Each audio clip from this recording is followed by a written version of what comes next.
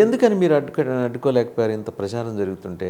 ఎక్కడో సో ఇప్పుడు మీరు ఒప్పుకునకపోయినా ఒక సమ్ ఎలిమెంట్ ఈజ్ మిస్సింగ్ కదా మీ వైపు?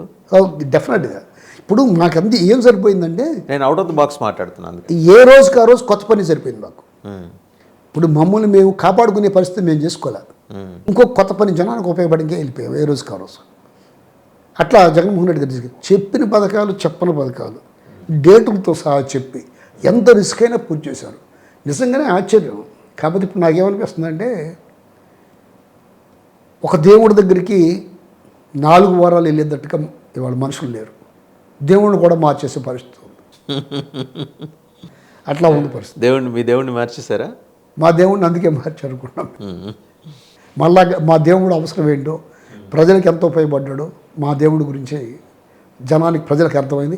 ఆ అర్థం అవటమే ఇవాళ ఈ రోడ్ల మీదకి జనం రావడం, ప్రజలు రావడం. వాళ్ళందరూ స్వచ్ఛందంగా వస్తున్నారు.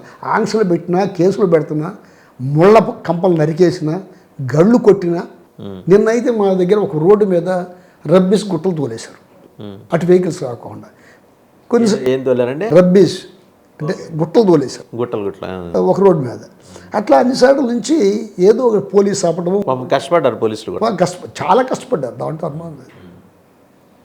జగన్మోహన్ రెడ్డి గారు ప్రజలకి మరింత బాగా నచ్చారు. ఇప్పుడు అర్థమైంది. ఈ చేలో కూడా దిగి వెళ్ళారుగా. అసలు అట్లా లేకుండా లేరు సార్. చాలా ఫ్రీగా ఉండేవాడు. ఇప్పుడు మొన్న పవన్ కళ్యాణ్ గారు వచ్చి ఒకసారి నుంచి తిరిగి వెళ్ళిపోయారని చెప్పా. అవుట్ ఫాల్స్ లూయిజ్ రత్నకోట డ్రైన్ ఉంది మాకు. జగన్మోహన్ రెడ్డి గారు అంతకుముందు అధికారంలో లేనప్పుడు వచ్చారు, అక్కడికి వచ్చారు. అంతకుముందు చిరంజీవి గారు వచ్చారు. నేను చిరంజీవి గారి పార్టీలో ఉన్నప్పుడు చిరంజీవి గారు కూడా చూసి వెళ్ళారు.